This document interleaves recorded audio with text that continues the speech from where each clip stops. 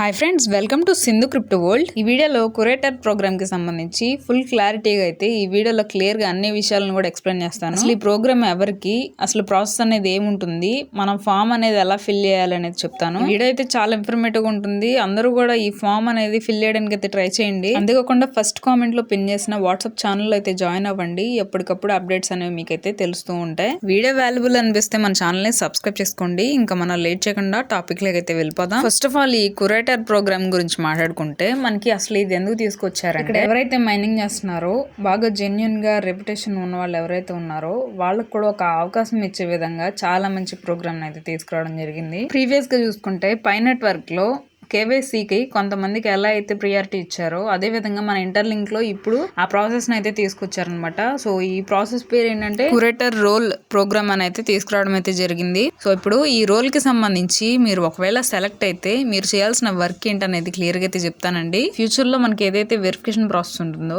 ఆ verification process అనేది correct గా జరుగుతుందా లేదని చెప్పేసి రివ్యూ చేయడమే. ఆ రివ్యూ ప్రాసెస్ అనేది చాలా యాక్యురేట్ గా అయితే ఉండాలని అయితే చెప్తున్నారు. సో సెలెక్ట్ చేసే వాళ్ళని చాలా డిసిప్లిన్ ఉన్న వాళ్ళని, ఇంకా టెక్నికల్ నాలెడ్జ్ ఉన్న వాళ్ళు, లాంగ్ టర్మ్ మైండ్ సెట్ ఉండే వాళ్ళని సెలెక్ట్ చేయడం జరుగుతుంది. ఇంకా కొన్ని రూల్స్ పెట్టడం అయితే జరిగింది. ఎవరైతే రెగ్యులర్ గా మైనింగ్ చేసే వాళ్ళు ఉన్నారో వాళ్ళు ఎవరైనా సరే ఎలిజిబుల్ అండి అప్లికేషన్ ఫామ్ ఫిల్ చేయడానికి. ఇంకా కొన్ని ఎలిజిబిలిటీ క్రైటీరియాస్ అయితే ఉన్నాయి. ఈ ప్రోగ్రామ్ కి సెలెక్ట్ అవ్వాలంటే ఎలిజిబిలిటీ ఏంటంటే పూర్తిగా కేవైసీ ఫేస్ వెరిఫికేషన్ అనేది కంప్లీట్ చేసుకొని ఉండాలని అయితే చెప్తున్నారు. నెక్స్ట్, ప్రీవియస్ గా సస్పిషియస్ హిస్టరీ లేకుండా మంచి రెప్యుటేషన్ అనేది ఉండాలని అయితే చెప్తున్నారు. ఇంకా ఇంటర్లింక్ అంటే ఏంటి, లాంగ్ టర్మ్ ప్రాసెస్ గురించి కూడా చాలా మంచి నాలెడ్జ్ అనేది ఉండాలని అయితే చెప్తున్నారు. ఈ ఎకో సిస్టమ్ మీద రెస్పెక్ట్ కూడా ఉండాలని అయితే చెప్తున్నారు. నెక్స్ట్, మీరు సెలెక్ట్ అయిన తర్వాత రోజుకి ఇంత టైం అని చెప్పేసి స్పెండ్ చేయాలి అని అయితే చెప్తున్నారండి. అంటే ఏదైతే వెరిఫికేషన్ ప్రాసెస్ ఉంటుందో ఈ వెరిఫికేషన్ ప్రాసెస్ కి మనం టైం అనేది రెగ్యులర్ గా ఇవ్వాల్సి ఉంటుందని అయితే చెప్తున్నారు. నెక్స్ట్, ఇంటిగ్రిటీ రెస్పాన్సిబిలిటీ ఉండే మైండ్ సెట్ ఉన్న వాళ్ళని మేము సెలెక్ట్ చేస్తామని అయితే చెప్తున్నారండి.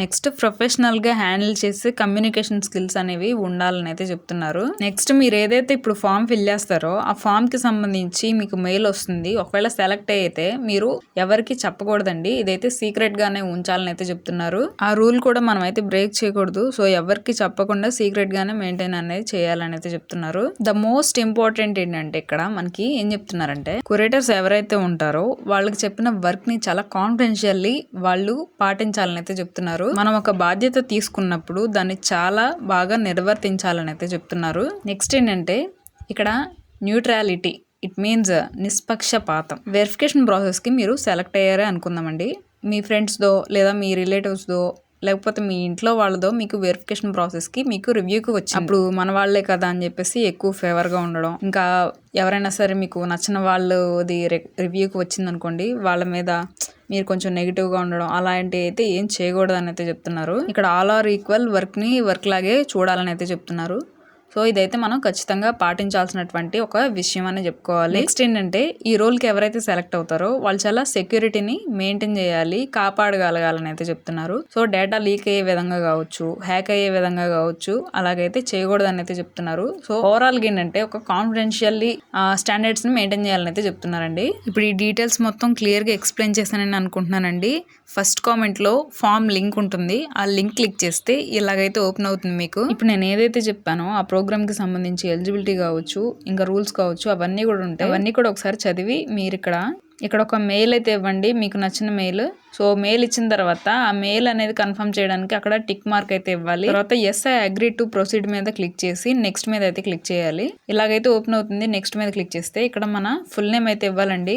ఫుల్ నేమ్ ఇచ్చిన తర్వాత ఇక్కడ మీ ఈమెయిల్ అయితే ఇవ్వాలి. ఆ ఈమెయిల్ కే ఇక్కడ ఏదైతే మీరు కురేటర్ ప్రోగ్రామ్ కి సంబంధించి అప్లై చేస్తున్నారో అక్కడ మెయిల్ అనేది వస్తుంది ఆ ఈమెయిల్ కి. సో జాగ్రత్తగా అయితే ఇవ్వండి, మీకు గుర్తుండేది. నెక్స్ట్, డేట్ ఆఫ్ బర్త్ దగ్గర మీకు పాన్ కార్డ్ లో ఆధార్ కార్డ్ లో ఏదైతే ఉందో అదే ఇవ్వండి. నెక్స్ట్ వచ్చేసి ఇక్కడ యువర్ ఏజ్ దగ్గర మీ కరెక్ట్ ఏజ్ అయితే ఇవ్వండి. నెక్స్ట్, కరెంట్ జాబ్, మీరు ఏ జాబ్ చేస్తున్నారు ప్రెసెంట్, సో అదైతే ఇవ్వండి. నెక్స్ట్, కంట్రీ దగ్గర ఇండియా అయితే ఇచ్చేసేయండి. నెక్స్ట్ వచ్చేసి ఇక్కడ అప్లోడ్ యువర్ ఐడి అని ఉంది కదా, ఐడి మీన్స్ ఇక్కడ గవర్నమెంట్ ఐడి, ఆధార్ కార్డ్ కావచ్చు, పాన్ కార్డ్ కావచ్చు, ఏదైనా సరే ఫ్రంట్ బ్యాక్ ఇమేజ్ అనేది తీసుకొని దాన్ని జాగ్రత్తగా ఫైల్ లాగా క్రియేట్ చేసి ఒక పీడిఎఫ్ లాగా దాన్ని అయితే అక్కడ అప్లోడ్ చేయాల్సి ఉంటుంది. అప్లోడ్ చేసి నెక్స్ట్ మీద క్లిక్ చేయండి. ఇప్పుడైతే చాలా మెయిన్ అండి, ఇది ఒక కురేటర్ ఎలా అయితే ఆలోచిస్తాడో సేమ్ అవే క్వశ్చన్స్ అడుగుతున్నారు.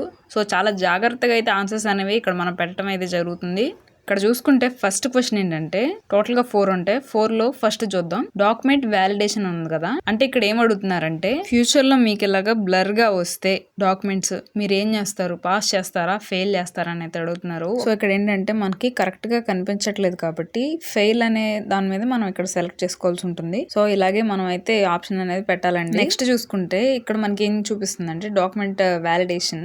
ఇక్కడ మొత్తం కంట్రీ చూపిస్తుంది, డీటెయిల్స్ కూడా బాగానే చూపిస్తున్నాయి. సో దీన్ని మీరు పాస్ చేస్తారా ఫెయిల్ చేస్తారా అనేది అడుగుతున్నారు. బాగానే కనిపిస్తుంది కాబట్టి పాస్ అనే దాని మీద అయితే మనం క్లిక్ చేయాల్సి ఉంటుంది. నెక్స్ట్ క్వశ్చన్ ఏంటంటే ఇక్కడ ఫేస్ కంపారిజన్ అనమాట. 2 clear photos of the same person. అంటే ఇక్కడ ఏంటంటే ఇక్కడ 2 ఫోటోలు సేమ్ పర్సన్స్, ఇక్కడ 3 కూడా అంటే ముగ్గురు ఉన్నారు కదా ఇక్కడ ఇమేజ్ లో, ఆ ముగ్గురు కూడా ఒకటేనా అయితే అని అడుగుతున్నారు. ఇక్కడ ఒకటే కాబట్టి మనం అయితే మ్యాచ్ అవుతున్నాయి అని చెప్పేసి ఇక్కడ ఆప్షన్ అయితే పెట్టాలి.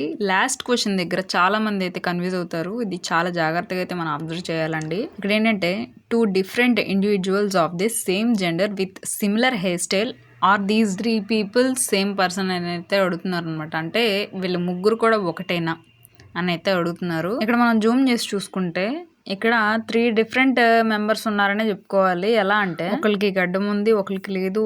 ఇంకా అంతేకాకుండా హెయిర్ స్టైల్స్ మాత్రం సేమ్ ఉన్నా సరే అందరూ ఒకటే అవుతారని అంటే మనం ఒక ఎగ్జాంపుల్ గా మాట్లాడుకుంటే రాజేష్, పవన్, శ్రీనాథ్ అని చెప్పేసి ముగ్గురు ఉన్నారు. ముగ్గురు సేమ్ జెండర్సే, ముగ్గురు అబ్బాయిలే, ముగ్గురు హెయిర్ స్టైల్స్ కూడా ఒకటే. అలా అని చెప్పేసి ముగ్గురు ఒకే వ్యక్తి అవరు కదా, సో డిఫరెంట్ అవుతారు కాబట్టి మనం ఇక్కడ నాట్ మ్యాచ్ మీదే పెట్టాలి. కానీ ఈ క్వశ్చన్ రిలేటెడ్ చూసుకుంటే ఫస్ట్ పర్సన్ లాస్ట్ పర్సన్ అయితే సేమే, మధ్యలో వాళ్ళు డిఫరెంట్ కాబట్టి ఓవరాల్ గా చూసుకుంటే మనకి నాట్ మ్యాచ్ అవుతుంది. సో ముగ్గురు కూడా ఒకళ్ళు అయితే కాదు కదా, 3 ఇమేజెస్. సో అలాగా మనం అయితే నాట్ మ్యాచ్ మీదే పెట్టాల్సి ఉంటుంది. డీటెయిల్స్ మొత్తం ఇచ్చిన తర్వాత సబ్మిట్ చేస్తే ఈ విధంగా మీకు ఒక నోటిఫికేషన్ లాగా అయితే వస్తుంది అనమాట. Thank you for the applying to become an interlink curator అని చెప్పేసి.